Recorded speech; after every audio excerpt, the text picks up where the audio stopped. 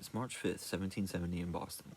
There's snow on the ground, and the tensions between the 2,000 British soldiers and the 16,000 Boston citizens is about to boil over. British Army Private Hugh White was on duty close to the Customs House on King Street. It's close to 8 o'clock when the private is approached by a small group of disgruntled young New England men. Things began to escalate, which resulted in the 29th Regiment of the King's Army coming together with Private White.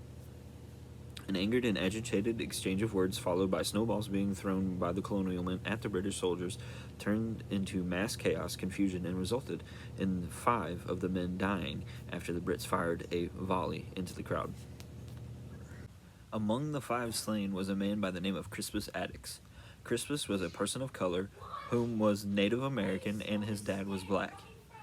Not much is known about Crispus, but from a piece of newspaper that had been found, it would appear that Crispus was once a slave and he ran away. The announcement reads that he was 6'2", 27 years old, whose knees are closer together than normal. What is known to us is that Crispus traveled on ships that he worked on as far as the Bahamas. For sure, that is recorded. There is some speculation that he traveled to as far as Britain, which some try to use to justify his involvement in the Boston Massacre. It is more known and more commonly known that he worked on whaling ships. It seems he also worked for a rope-making company when he wasn't at sea, and the night of the altercation in front of the Customs House, it is known that he was going to be headed to North Carolina for more work. Attucks had planned to be aggravated with the British over, as well as everyone else did as well. British soldiers were not paid well at the time and would seek extra work when they had time off, which would take work from men like Attucks, as the soldiers could work for a cheaper wage. Not only that, but at the time, the British Navy was notorious for essentially taking sailors captives and forcing them to work on naval ships. Let's back things up a moment and examine what happened prior to the massacre that led up to the events of that fateful night.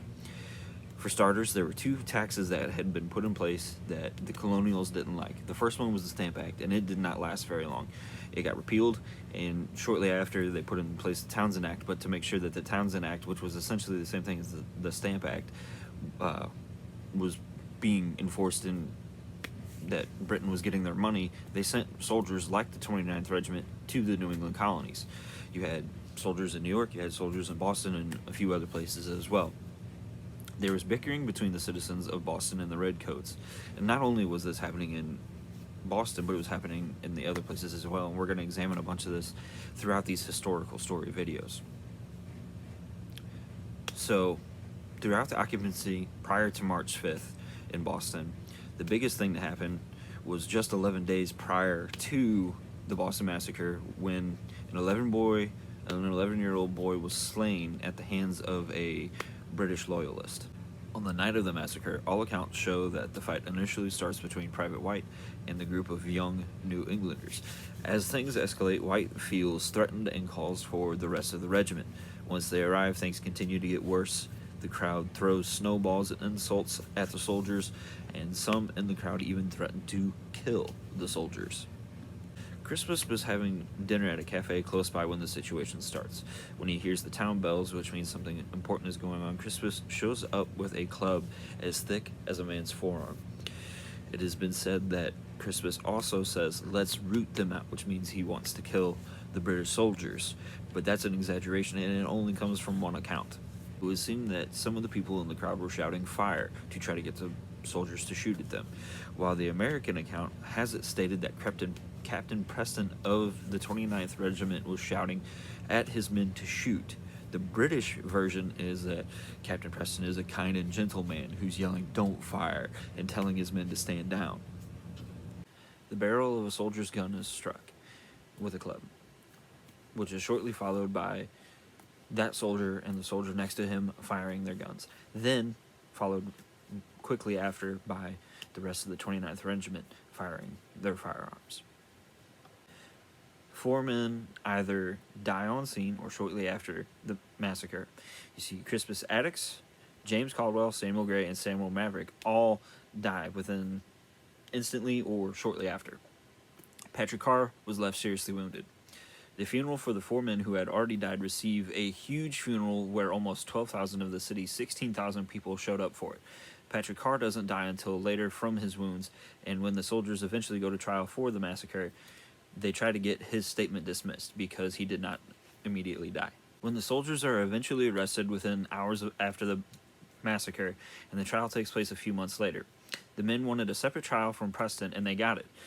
Back in colonial times, laws were different, and in the cases for both the soldiers and the captain were held at different times, but they had the same lawyers.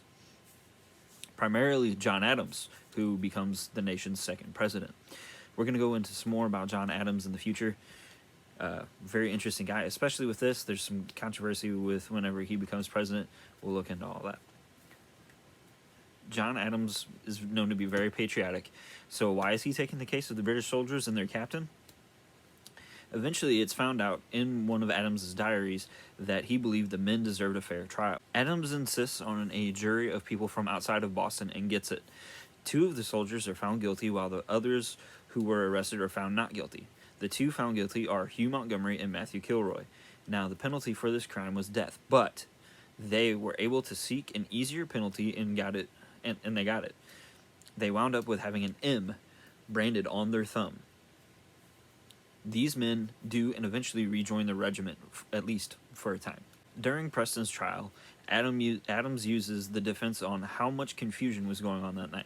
Think about a time when you were in a place where there were a lot of people, and they were just talking. It gets loud. There's people yelling and throwing things at you. It increases the lack of ability to pay attention, yes? Captain Preston is found not guilty at the end of his trial. In the end, we can examine how much propaganda had influenced this moment in American history. While it's sad that 5 men lost their lives, those who have lived on or after them see their motives as patriotic. The crowd that confronted Private White and eventually the 29th Regiment definitely were disgruntled about the situation the British rule had on them, and were not wanting to be bothered by the overseeing country. This is just a stepping stone in the long road of the American Revolution that eventually concludes in 1783. We're going to be doing a lot of looking at the Revolutionary War with our first few videos in the Historical Stories series. We're going to look at John Adams next, I think, because he was tied into this moment with Crispus Attucks and the Boston Massacre and everything. And I think we're going to do some bouncing around throughout the Revolutionary War, maybe look at Bunker Hill, since that was a big deal, Lexington conquered, some of the major battles, some of the other things that went on during the Revolutionary War that were very, very key. And we'll see those as we, look at people as well. John Adams, George Washington, Benedict Arnold, all these different people that were involved with the Revolutionary War. I think we can get quite a few good videos with some good information out of them with just the Revolutionary War, and I think it's important to take a look at how our country was founded to see where we come from. And with these historical videos, I don't want to put my opinions and my views, because I definitely have them on history, but that's not what these videos are about. It's not about what I think or what I feel about them. It is about relaying the history information so you can form your own opinion. Please like, subscribe, and get the word out about not only historical stories, but hunting stories and all the other different cool videos that we do right here on Justin Stories. Thank you. Have a good one.